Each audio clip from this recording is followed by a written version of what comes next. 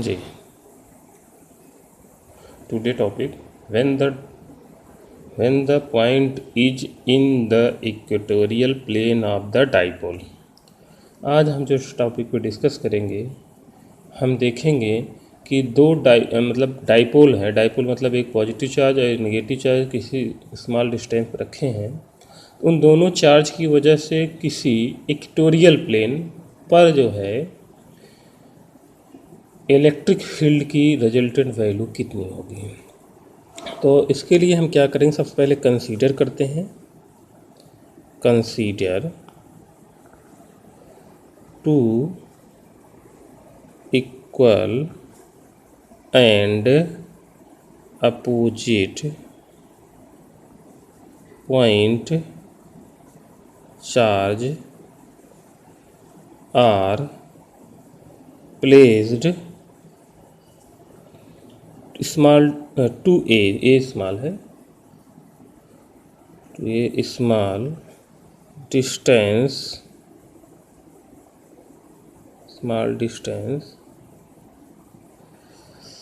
And a point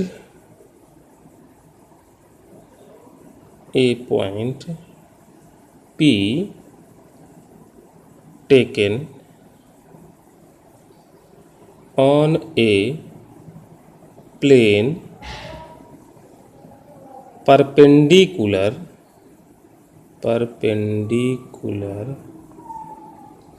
to the dipole axis,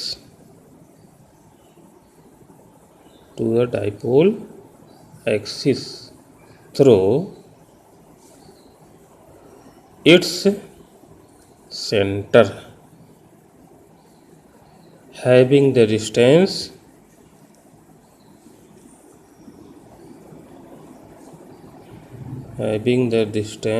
small r। हमने क्या consider किया, 2 points charge, एक पॉइंट चार्ज ए point पे है, दूसरा पॉइंट चार्ज बी पॉइंट पे। ए पॉइंट पर हम पॉजिटिव चार्ज ले लेते हैं और बी पॉइंट पर हम नेगेटिव चार्ज ले लेते हैं। अभी हमने कंसीडर किया है इक्वल और अपोजिट पॉइंट चार्ज, ये दोनों 2a स्मॉल डिस्टेंस पर रखे हुए हैं, अर्थात that is placed in small distance 2a। दोनों के बीच का अगर सेंटर पॉइंट O हो, अर्थात इधर और इधर की दूरी क्या इक्वल हो, तो ये जो डिस्टेंस होगी स्मॉल a हो जाएगी इस O पॉइंट से, इस O पॉइंट से B पॉइंट भी स्मॉल a डिस्टेंस हो जाएगी। अर्थात इसके सेंटर्स पर कोई परपेंडिकुलर पॉइंट कोई हमारा P है, जहाँ इस परपेंडिकुलर पॉइंट P पर, इस सेंटर से परपेंडिकुलर पॉइंट P पर, this is called equatorial plane पर P पर हमें क्या निकालना है, इन दोनों चार्ज की वजह से रिजल्टेंट इलेक्ट्रिक फील्ड निकालना है। ठीक है, क्योंकि अब इस Q चार्ज की वजह से जो इलेक्ट्रिक फील्ड लगेगी वो इलेक्ट्रिक फील्ड की डायरेक्शन होगी आउटवर्ड, E प्लस Q के लिए इलेक्ट्रिक फील्ड की डायरेक्शन क्या होती है, आउटवर्ड, अर्थात P पर आउटवर्ड डायरेक्शन लगेगी। और इस माइनस Q चार्ज की वजह से इस P पर जो इलेक्ट्रिक फील्ड की डायरेक्शन होगी वो इनवर्ड, अर्थात माइनस Q चार्ज की तरफ होगी। इसकी वैल्यू होगी EQ, मान लिया minus Q, EQ minus Q electric field. चूँकि इस पॉइंट पर हम देख रहे हैं, अगर हम इस पॉइंट की डिस्टेंस क्या लिए हैं, O से P की डिस्टेंस हमारी क्या है, स्मॉल r है। चूँकि ये डिस्टेंस स्मॉल r है तो ये डिस्टेंस होगी, तो चलो बाद में डिस्कस करेंगे। तो हम सबसे पहले यहाँ पे देखेंगे, चूँकि इस जैसे हम कोई ये रबड़ ले लेते हैं, इस इरेजर को हम ऐसे रख दें, अगर हमारे पास एक फोर्स इधर से लगे और एक फोर्स इधर लगे और दोनों फोर्स अगर हम ऐसे खींचें, दोनों फोर्स लगाएं इस डायरेक्शन में, तो रिजल्टेंट फोर्स कहाँ लगेगा, इस रबड़ पे, और ये रबड़ क्या आगे की तरफ मूव करेगा, अर्थात रिजल्टेंट फोर्स किधर काम करेगी, इस रबड़ पे। अर्थात ये रबड़ क्या होगी, अगर दो फोर्स से ऐसे हम इस खींचेंगे तो ये रबड़ आगे की तरफ बढ़ेगी, तो रिजल्टेंट वर्क कहाँ होगी, इनके मिडिल पॉइंट। इसी तरह अगर दो इलेक्ट्रिक फील्ड, एक इलेक्ट्रिक फील्ड EQ प्लस लग रहा है, इधर EQ माइनस लग रहा है, तो इनका रिजल्टेंट जो इलेक्ट्रिक फील्ड होगा ये इस एक्सिस होगा, इस द रिजल्टेंट इलेक्ट्रिक फील्ड होगा।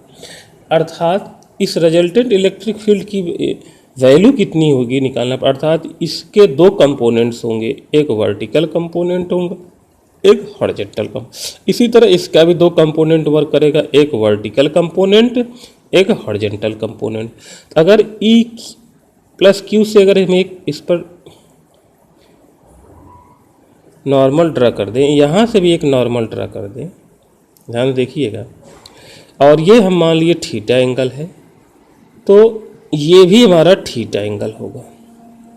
क्योंकि ये भी थीटा एंगल होगा तो इसके दो कंपोनेंट्स होंगे, तो एक वर्टिकल कंपोनेंट्स क्या होगा, इसका वर्टिकल कंपोनेंट होगा E plus Q sine theta, ठीक है।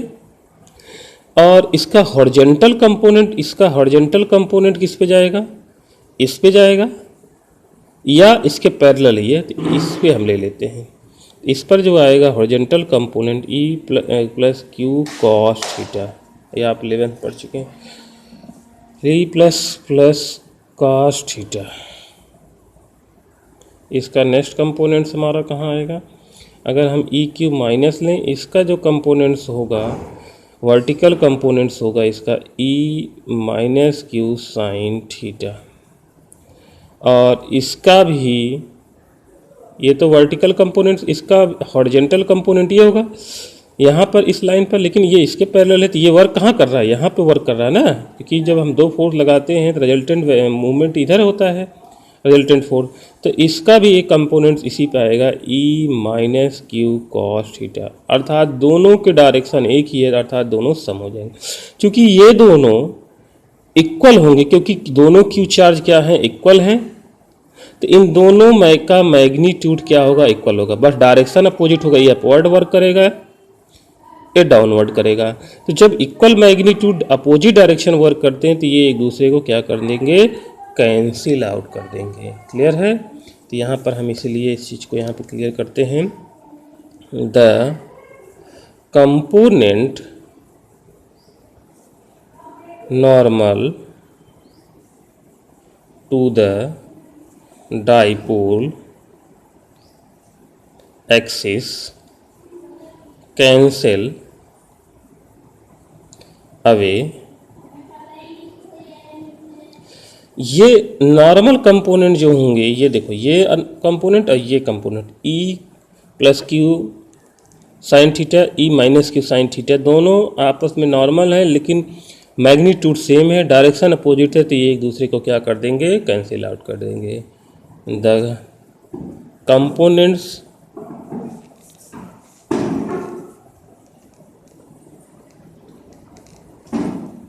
along the dipole axis add up। along the dipole axis, dipole axis ये है, इसके अलोंग दोनों कंपोनेंट जो लेंगे ये आपस में क्या हो जाएंगे, एड अप हो जाएंगे। द ठीक है, अब हम यहाँ पे देखते हैं जो ये वैल्यू होगी A P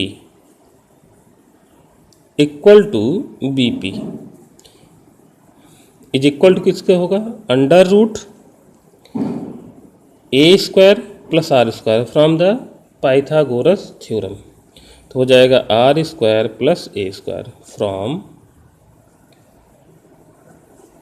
Pythagoras theorem. Pythagoras theorem आप पढ़ चुके हैं पहले ही। पाइथागोरस थ्योरम क्या है आपको पता है, किसी हम रेक्टेंगल में अगर हम लगाते हैं जिसका एक एंगल 90 डिग्री हो, तो उसकी दोनों भुजाओं का वर्ग का योग क्या होगा, ए पी के स्क्वायर होगा, अर्थात A O square plus O P square is equal to A P square. तो ए पी स्क्वायर करेंगे तो इधर ले आकर रूट हो जाएगा। पाइथागोरस आप पढ़ चुके हैं, इसलिए हम इसको डिस्कस नहीं करेंगे ज़्यादा। The electric field due to, अब हम निकालते हैं इस पॉइंट की चार्ज, इस पर कितना इलेक्ट्रिक फील्ड होगा। Electric field due two point plus Q charge at point P.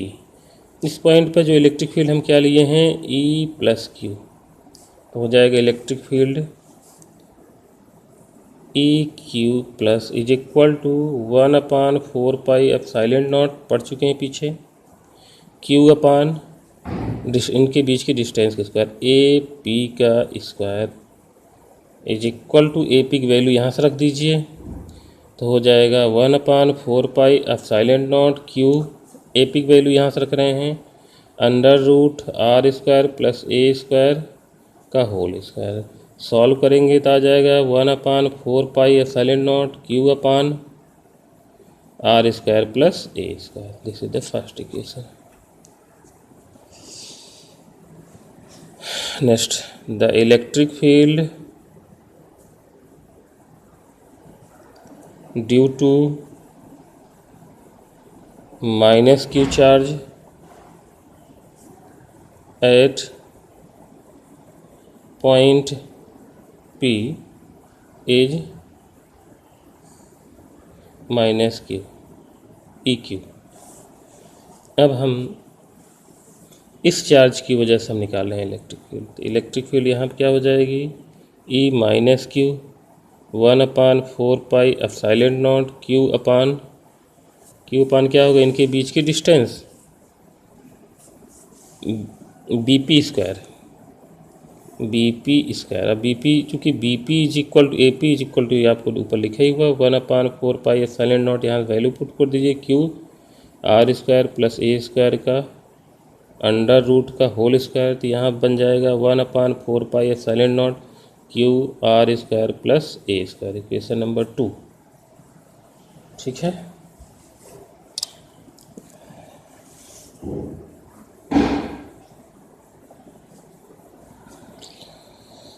अब चूंकि हम पहले डिस्कस कर चुके हैं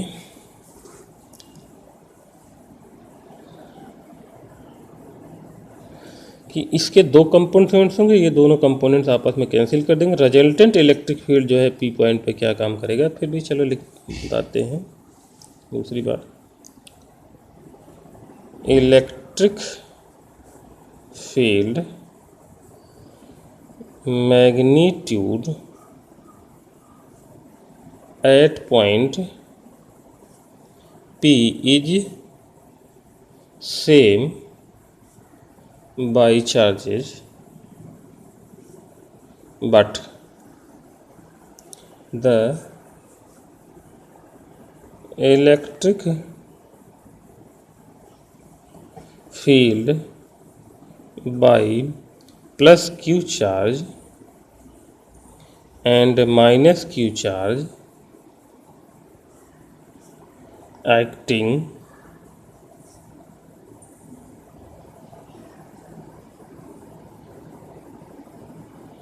direction so in figure। Electric field दोनों चार्ज की वजह से उनकी जो डायरेक्शन वो फिगर में आपको हमने दिखाया ही है। तो at point P acting two component values of electric field, P पर दो कंपोनेंट वैल्यूज काम कर रही हैं, ध्यान देखिए, एक कंपोनेंट वैल्यू वर्टिकल है, दूसरा हॉरिजॉन्टल है, इसका भी एक कंपोनेंट वैल्यू वर्टिकल है, दूसरा हॉरिजॉन्टल, ये हॉरिजॉन्टल इसी एक्सिस पे काम करेगा। तो दोनों कंपोनेंट वैल्यूज हमने ले लिया है इलेक्ट्रिक फील्ड की। तो अब हम इसका निकालते हैं,